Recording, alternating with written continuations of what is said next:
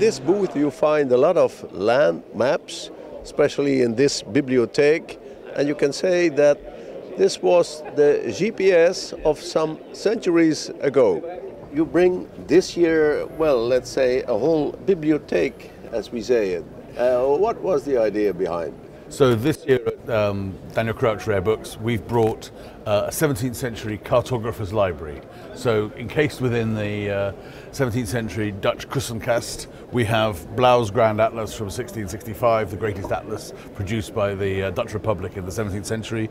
Blaeu's famous Stedenboek, the town book of the Netherlands, done during the War of Spanish Succession. Brown and Hogenberg, the first city atlas.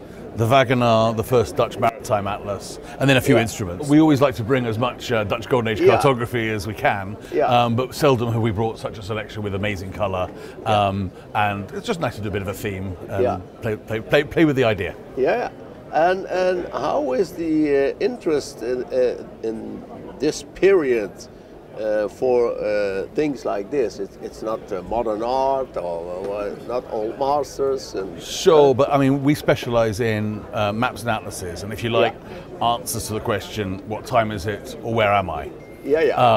And so that has a very good resonance with a modern society, and people travel more, they come from more places, and so I think there's an increased interest in maps, atlases, and cartography in general.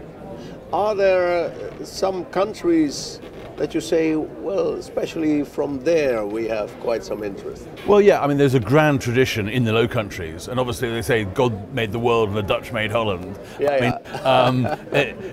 Certainly there's a huge interest in these parts for cartography, but also other bits of the world, and I mean, there tend to be some trends.